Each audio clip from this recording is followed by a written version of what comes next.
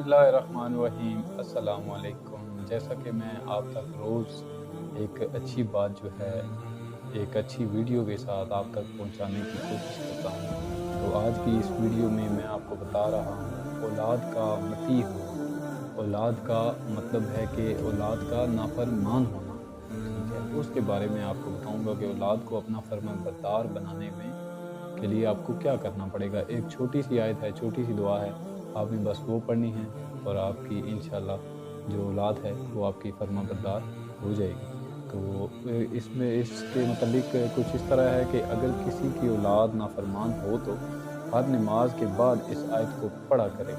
और ज़ुर्रियाती, इस आयत में एक लफ्ज़ आएगा, जब मैं आगे आपको आयत बताऊंगा इस आयत में लफ्ज़ आएगा ज़ुर्रियाती, ठीक है? इस आयत में जो ज़ुर्रियाती लफ्ज़ आएगा उसकी जगह आपने अपने बच्चे का, जो आपकी औलाद है उसका नाम जो है अपने ज़हन में लाना है, ज़हन नशीन करना है।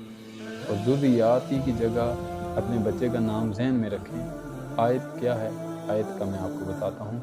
व अस्लिह ली फ़ी ज़ुर्रियाती, फ़ी ज़ुर्रियाती जो है इसकी जगह आपने अपने बच्चे का नाम ज़हन में रखना है, ठीक है?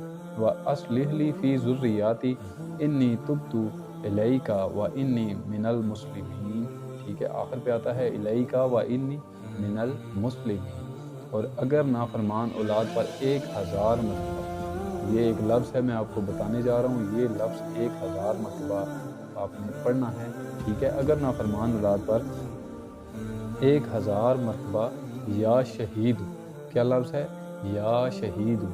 एक बार फिर बता रहा हूँ, या शहीद जो लफ्ज़ है वो अगर नाफरमान औलाद पर 1000 मरतबा पढ़ा जाए तो वो नाफरमान औलाद जो है वो माँ बाप की फर्माबरदार औलाद बन जाएगी इंशाल्लाह।